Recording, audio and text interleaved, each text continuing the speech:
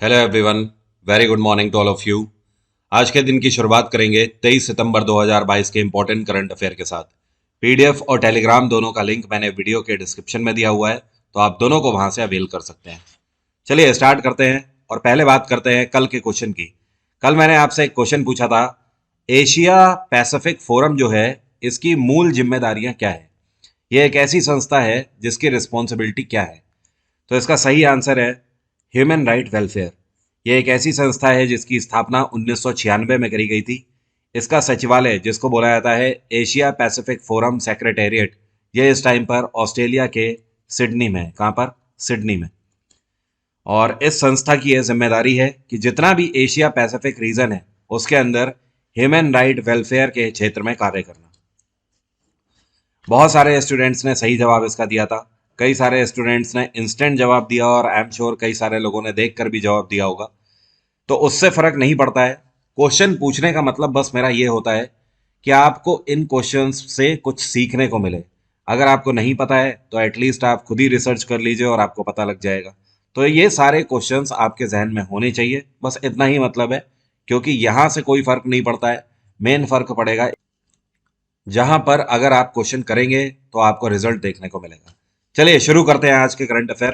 पहला क्वेश्चन है, ये कौन सा शहर है जहां से अभी हाल ही में इंडियन कोस्ट गार्ड में एक नया पेट्रोल वेसल शामिल किया गया है जिसका नाम है सामर्थ। तो सामर्थ नाम का जो पेट्रोल वेसल है इसको शामिल किया गया है कोची से। कोची कहाँ है? केरल में। ये जो पेट्रोल वेसल है सामर्थ, इसकी खास बात यह है कि इसकी लंबाई 105 मीटर है और ये मैक्सिमम 43 किलोमीटर पर आवर की स्पीड से चल सकता है। इंडियन कोस्ट गार्ड की स्थापना 1977 में करी गई थी। इसका हेडक्वार्टर है नई दिल्ली और इस टाइम पे इसके चीफ हैं वी एस पठानिया, वीरेंद्र सिंह पठानिया पूरा नाम है इनका। इस साल के शुरुआत में ही इनको अपॉइंट किया गया था और इन्होंने के नटराजन को सक्सीड किया था। अगला क्वेश्चन है, कश्मीर के पहले मल्टीप्लेक्स का उद्घाटन कौन से शहर में किया गया? यह आज की सबसे बड़ी न्यूज में से एक है। आपको पता है जम्मू कश्मीर के अंदर आखिरी बार जो मल्टीप्लेक्स खुला था ये 31 दिसंबर 1990 के टाइम पे खुला था। उसके बाद वहां पर राइट्स वगैरह, दंगे वगैरह भड़क गए थे और उसके बाद टेररिज्म का जो सिलसिला चालू हुआ है, जो कि 2 दशकों तक जिसने खत्म होने का नाम नहीं लिया। तो उन सारी चीजों के चलते हुए वहां पर मल्टीप्लेक्स, सिनेमा, ये सारी चीजें बंद कर दी गई थी। खैर उस टाइम पर तो थिएटर का ही टाइम हुआ करता था, मल्टीप्लेक्स तो अब आ गया है एरा में। तो करीब आप बोल सकते हो 30 सालों के बाद यहाँ पर मल्टीप्लेक्स अब खुला है और ये खुला है श्रीनगर के अंदर। और इस मल्टीप्लेक्स की खास बात यह है कि इसके अंदर 3 थिएटर है, first, second and third.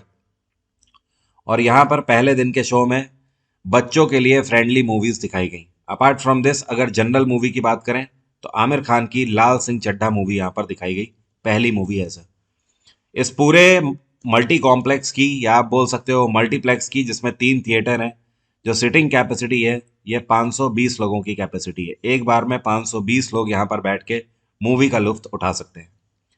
Jammu Kashmir में इस टाइम पे लेफ्टिनेंट गवर्नर हैं मनोज सिन्हा, उन्हीं के द्वारा इसका उद्घाटन किया गया। अगला क्वेश्चन है, ये कौन सा राज्य या फिर यूनियन टेरिटरी है जो कि पहला ऐसा यूटी या राज्य बन गया है जहां पर 100% कवरेज मिला है प्रिकॉशनरी डोजेस का? तो ये है अंडमान एंड निकोबार। देखिए इसका सीधा सा मतलब यह है कि अंडमान निकोबार के अंदर कोई भी ऐसा व्यक्ति सरकारी आंकड़ों के आधार पर नहीं बचा है जिसको कोविड वैक्सीन ना लगाओ। भारत सरकार के द्वारा अभी हाल ही में कुछ महीनों में अंडमान निकोबार के अंदर 2,87,216 लोगों को कोविड वैक्सीन लगाया गया है। इसमें कुछ लोगों को कॉर्बेवैक्स की डोज लगाई गई है और कुछ लोगों को कोविशील्ड की डोज लगाई गई है। अल्टीमेटली मेन उद्देश्य ये था कि सबको ये वैक्सीन लग जाना चाहिए। एक और चीज ध्यान रखिएगा, ये सारी जो डोज है इसके लिए कोई भी कॉस्ट नहीं ली गई है लोगों से। फ्री ऑफ कॉस्ट यहाँ पर लोगों को ये डोजेस लगाई गई हैं। अगला क्वेश्चन है, ये कौन सी भारतीय फिल्म है जिसको ऑस्कर अवार्ड्स में 95 संस्करण के लिए नॉमिनेशन मिला है? तो इस बार टोटल अगर बात करी जाए तो 13 भारतीय फिल्मों की बात चल रही थी, जिसमें इकलौती ये भारतीय पिक्चर है जिसको नॉमिनेट किया गया है 95th ऑस्कर अवार्ड्स के लिए, और इसका नाम है छेलो शो। क्या नाम है? छेलो शो। छेलो शो एक गुजराती वर्ड है लेकिन अंग्रेजी में इसको क्या बोलते हैं, लास्ट फिल्म शो। ये मूवी एक ऐसे यंग बॉय की कहानी है जो कि गुजरात के सौराष्ट्र रीजन से बिलोंग करता है और एक गांव में पला बड़ा है, और ये सिनेमा में बहुत ज़्यादा रुचि रखता है। तो एक तरीके से ये मूवी इस बच्चे के बारे में है जो कि सिनेमा का इसका जो प्यार है उसके बारे में दर्शाती है। तो छेलो शो नाम ध्यान रखिएगा। अगला क्वेश्चन है, eight which place Indian army has activated a satellite based internet service. ये कौन सी जगह है जहां पर भारतीय सेना के द्वारा अभी हाल ही में सैटेलाइट बेस्ड इंटरनेट सर्विस की शुरुआत करी गई है। इसकी शुरुआत सियाचिन ग्लेशियर में करी गई है। दुनिया का सबसे ऊंचा बैटल फील्ड है सियाचिन ग्लेशियर। ये कितनी ऊंचाई पर है, 19,061 फीट की ऊंचाई पर हमारे जवान जहां पर ड्यूटी कर रहे हैं वहां पर इंटरनेट फैसिलिटी दी गई है भारतीय सेना के द्वारा। और यहाँ पर पहले भी चाइना को लेकर भी हम डिस्प्यूट झेल चुके हैं, पाकिस्तान से तो हम बैटल ही लड़ चुके हैं यहाँ पर। तो ये एक ऐसी बैटल फील्ड है जो कि दुनिया में सबसे ऊंचाई पर तो है ही है। इसके अलावा यहाँ पर सबसे बुरी स्थिति हो जाती है ऑक्सीजन की। ऑक्सीजन की बहुत ज़्यादा कमी है यहाँ पर। अपार्ट फ्रॉम दिस, यहाँ पर ड्यूटी करते हुए हर साल बहुत सारे जवानों की जान जाती है, और इसके अलावा बहुत सारे ऐसे जवान हैं जो यहाँ पर पोस्टेड होने के बाद कई सारी बीमारियों से भी जूझते हैं। तो यहाँ ड्यूटी करना बिल्कुल भी आसान काम नहीं है। अगला क्वेश्चन है, who won Chennai open WTA 250 singles title 2022। इस बार का WTA सिंगल्स टाइटल 2022 किसने जीता है? तो इसको जीता है इस बार लिंडा फ्रुबिटोवा। किसने? लिंडा फ्रुबिटोवा ने। और फ्रुबिटोवा जो है ये कौन से देश की खिलाड़ी हैं? ये चेक रिपब्लिक की खिलाड़ी हैं। 17 साल इनकी उम्र है। इन्होंने जिनको हराया है उस खिलाड़ी का नाम है मैग्दा लिनेट। मैग्दा लिनेट पोलैंड की खिलाड़ी हैं। आपको पता है इस बार WTA 250 सिंगल्स टाइटल का आयोजन कहाँ किया गया? इसका आयोजन चेन्नई में किया गया, भारत में। लास्ट टाइम इसका आयोजन 2008 में किया गया था WTA चैंपियनशिप का भारत में। उस टाइम पर बैंगलोर में किया गया था। तो एक तरीके से आप बोल सकते हो पूरे 14 साल बाद इस बार WTA टूर्नामेंट भारत में खेला जा रहा है। अपार्ट फ्रॉम दिस, एक इंटरेस्टिंग फैक्ट आप में से कई लोगों को नहीं पता होगा, हो सकता है, जो ATP है, ATP चैंपियनशिप होती है, ये मेंस टूर्नामेंट होता है, और जो WTA चैंपियनशिप होती है ये विमेंस टूर्नामेंट होता है। ये बहुत कम लोगों को पता होता है। ये यही है दोनों में अंतर, ATP और WTA में। कई लोगों को लगता है कि ATP के अंदर भी मेंस एंड विमेंस दोनों ही खेलते हैं और WTA में भी, ये दोनों तो कॉमन या फिर अलग अलग टूर्नामेंट ही हैं। तो देखिए ये दोनों अलग अलग टूर्नामेंट हैं बट सेम प्लेटफॉर्म के टूर्नामेंट है। बस यहाँ पर अंतर यही है कि इसमें महिलाएं खेलती हैं और ATP में पुरुष खेलते हैं। वर्ल्ड अल्जाइमर डे अभी हाल ही में कौन से दिन मनाया गया? अल्जाइमर दिवस 21 सितंबर को मनाया जाता है, और ये इस वजह से कि 21 सितंबर 1984 को अल्जाइमर डिसीज इंस्टीट्यूट की स्थापना करी गई थी। इसका हेडक्वार्टर है लंदन।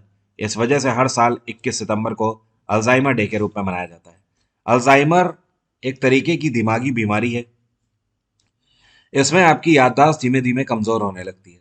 शुरुआती दिनों में व्यक्ति छोटी छोटी चीजें भूलता है, जैसे कि कोई सामान कहीं पर रख दिया भूल गया, चाबी कहीं पर रख दी भूल गए, पैसे कहीं पर रख दिए भूल गए, किसी ने कुछ कहा था वो काम भूल गए। ओके, इस तरीके की चीजें शुरुआती दौर में दिखाई पड़ती हैं। अगर इसका सही इलाज ना मिले और व्यक्ति अगर इसे अवॉइड करता रहता है तो ये धीमे धीमे बढ़ती चली जाती है। इसके लास्ट स्टेज में इस कंडीशन तक ये बढ़ जाती है बीमारी कि लोग अपने को ही पहचानना बंद कर देते हैं। जैसे कि मान लीजिए कि किसी व्यक्ति को अगर अल्जाइमर की लास्ट स्टेट है तो आप ये समझ लीजिए कि हो सकता है वो अपने बच्चों को भी पहचानने से इनकार कर दे। इतनी बुरी कंडीशन हो जाती है इसमें। और इस बार की इसकी जो थीम रही सितंबर 2022 के लिए, नो डेमेंटिया नो अल्जाइमर्स। 21 सितंबर को एक दिवस हम लोगों ने और बनाया है, इसको बोलते हैं international day of peace. International day of peace. और इसकी थीम रही इस बार end racism, end racism, build peace, BUILD PEAC, build peace. अगला क्वेश्चन है, प्रियदर्शनी एकेडमी के स्मिता पाटिल मेमोरियल अवार्ड 2022 से किस अभिनेत्री को सम्मानित किया गया है? आलिया भट्ट को इससे सम्मानित किया गया है। और ये जो अवार्ड है ये हर साल, इसका जो पहला एडिशन है ये 1986 में हुआ था और ये 19 सितंबर को ही ये होता है। इसकी एनिवर्सरी 19 सितंबर को ही होती है। तो 1986 से लेकर आज तक ये हर साल अभिनेत्रियों को ही अवार्ड दिया जाता है। ऐसी एक्ट्रेस को अवार्ड दिया जाता है जिन्होंने सिनेमा के क्षेत्र में या फिर एक्टिंग के क्षेत्र में नोटेबल वर्क किया है। 2020 में यह अवार्ड दिया गया था तापसी पन्नू को और 2021 में बेस्ट एक्ट्रेस का अवार्ड इसमें कियारा आडवाणी को दिया गया और 2022 में इस बार का बेस्ट एक्ट्रेस अवार्ड इसमें आलिया भट्ट को दिया गया है। इस बार यह कौन सा संस्करण आयोजित किया गया इसका? तो 36वां संस्करण 36 एडिशन आयोजित किया गया। 1986 से लेकर अभी तक देखें तो यह 36वां साल है। नेक्स्ट क्वेश्चन है, ये कौन से इंडस्ट्रियलिस्ट हैं या उद्योगपति हैं जिनको अभी हाल ही में पीएम केयर्स फंड के लिए ट्रस्टी के रूप में चुना गया है? रतन नवल टाटा, इनको पीएम केयर फंड में ट्रस्टी के लिए चुना गया है। टोटल 3 लोगों को चुना गया है। एक तो रतन नवल टाटा हो गए, दूसरे हैं केटी थॉमस, क्या नाम है? केटी थॉमस, ये सुप्रीम कोर्ट के फॉर्मर जज हैं। और जो तीसरे व्यक्ति हैं इनका नाम है कारिया मुंडा, कारिया मुंडा, ये फॉर्मर डेप्यूटी लोकसभा स्पीकर हैं। तो टोटल इन 3 लोगों को चुना गया, रतन नवल टाटा, केटी थॉमस और कारिया मुंडा। इसके अलावा अमित शाह और Nirmala Sitharaman PM cares fund के ऑलरेडी ट्रस्टीज में से एक हैं। पीएम केयर फंड की स्थापना कोविड-19 में करी गई थी। ये वो फंड अकाउंट है जिसके तहत वो पैसा आवंटित किया जाता है जो कि लोगों की भलाई के लिए लगाया जाता है। कहने का मतलब ये प्राइम मिनिस्टर ऑफिस का वो अकाउंट है जिसके अंदर वो अमाउंट रहता है जब किसी भी तरीके की अगर त्रासदी आए तो इस अकाउंट से पैसा निकाल कर दिया जाता है। अगला क्वेश्चन है, अभी हाल ही में कारगिल इंटरनेशनल मैराथन का आयोजन किया गया लद्दाख के अंदर। इसका उद्घाटन किसके द्वारा किया गया? तो लद्दाख के अंदर इसका उद्घाटन मनोज पांडे के द्वारा किया गया। ये आर्मी चीफ हैं इस टाइम पे और 29वें आर्मी चीफ हैं। कारगिल इंटरनेशनल मैराथन का जो आयोजन किया गया इसमें कई तरीके की रनिंग का आयोजन भी किया गया, जैसे कि full length race, half length race, 10 kilometre की रेस और 5 किलोमीटर की रेस। टोटल अगर बात करें तो करीब 2000 लोगों ने इसमें पार्टिसिपेट किया। इस बार कारगिल इंटरनेशनल मैराथन की जो थीम थी ये थी रन फॉर सरहद, ये इसका मेन उद्देश्य था। अगला क्वेश्चन है, एशिया पैसिफिक फोरम्स की गवर्नेंस कमेटी के मेंबर के रूप में अभी हाल ही में किसको चुना गया है? जी हाँ, इसी के बारे में कल मैंने आपसे क्वेश्चन भी पूछा था। तो इसके नए मेंबर के रूप में इलेक्ट किए गए हैं अरुण कुमार मिश्रा। और अरुण कुमार मिश्रा को अभी कुछ टाइम पहले नेशनल ह्यूमन राइट कमीशन के चेयरपर्सन के रूप में अपॉइंट किया गया था। तो भारत के एनएचआरसी चेयरपर्सन रिटायर्ड जस्टिस हैं सुप्रीम कोर्ट के अरुण कुमार मिश्रा, जो कि अब एशिया पैसिफिक फोरम में भी मेंबर बन गए हैं। नेक्स्ट क्वेश्चन है, which state government has launched web portal CM द हाईसी to gather complaints and concern for general public? लोगों से फीडबैक लेने के लिए और लोगों की शिकायतों को सुनने के लिए ये कौन सी राज्य सरकार है जिसके द्वारा एक वेब पोर्टल लॉन्च किया गया है? और इसका नाम है सीएम द हाईसी। तो ये है मणिपुर में बीरेन सिंह की सरकार, एन बीरेन सिंह के द्वारा इसको लॉन्च किया गया है। और इसके तहत एक टोल फ्री नंबर भी जारी किया गया है 9534795347। इस नंबर पे कॉल करके भी आप अपनी शिकायत दर्ज करा सकते हो। आपको राज्य में किसी भी तरीके की कोई प्रॉब्लम है कहीं पर भी, जैसे मान लीजिए कि आपके मोहल्ले में पानी भर रहा है या गड्ढे हो गए हैं सड़कों में, उनकी सुनवाई नहीं हो रही है, इस तरीके की शिकायतें तो आप कर ही सकते हैं। साथ में अगर करप्शन से जुड़ी हुई कोई शिकायत है तो उसको भी आप यहाँ पर कंप्लेन की तरह लॉक करा सकते हो। जो पोर्टल लॉन्च किया गया है उस पोर्टल का URL है cmthehic.mn.gov.in। यहाँ पर CM द हाईसी ये मणिपुरी भाषा में लिखा हुआ है। एक्चुअली अंग्रेजी में अगर इसकी बात करें तो अंग्रेजी में इसका मतलब है to inform the CM, to inform the CM. अब आज का क्वेश्चन मेरा आपसे कंप्यूटर से है। आपको बताना है इन पांचों में से कौन सा एक मैलवेयर नहीं है। Which one is not a malware, bootware, spyware, ransomware, worm या फिर ट्रोजन? कमेंट बॉक्स में लिखकर बताइए जल्दी से। आज के दिन आप 2 बार मुझसे मिल सकते हो। सुबह 10 बजे फ्री ऑफ कॉस्ट मेरी क्लास होगी, स्टैटिक जीके एमसीक्यू प्रैक्टिस वहां पे कराऊंगा। उसके बाद 12:30 बजे भी करंट अफेयर की प्रैक्टिस कराऊंगा। जो लोग भी करना चाहते हैं क्लास कर सकते हैं। दोनों क्लास का लिंक मैंने टेलीग्राम पर शेयर कर दिया है, आप वहां से दोनों क्लास के लिए अवेल कर सकते हो। अनलॉक कोड वरुण777 है। ये दोनों class completely free of cost है, तो टेंशन लेने की जरूरत नहीं है। जम के प्रैक्टिस करेंगे, दोनों टाइम मुझे मिलिएगा। वीडियो के डिस्क्रिप्शन में भी इन दोनों क्लासेस का लिंक है, वहां से आप कर सकते हैं। बाकी आप जीएस जीके का फाउंडेशन बैच भी मेरा ज्वाइन कर सकते हो अनअकैडमी प्लस में, जहां पर मैं history, polity, geography, science, economics सब कुछ आपकी कवर करा रहा हूँ आने वाले एसएससी एग्जाम्स के लिए। डिस्काउंट कोड वरुण777 है, आप इसको लगाते हैं तो आज 20% का डिस्काउंट चल रहा है, वो फ्लैट डिस्काउंट आपको मिल जाएगा। 25 तारीख को अनअकैडमी पर स्कॉलरशिप टेस्ट है, आप ये भी दे सकते हो, ये सबके लिए फ्री ऑफ कॉस्ट है। सुबह 10 बजे होगा 25 को। बैंक और एसएससी दोनों के स्टूडेंट इसे देना मत भूलें। आज की बात यहीं तक रहेगी। Thank you so much, have a nice day, take care, bye bye, आपका दिन मंगलमय हो।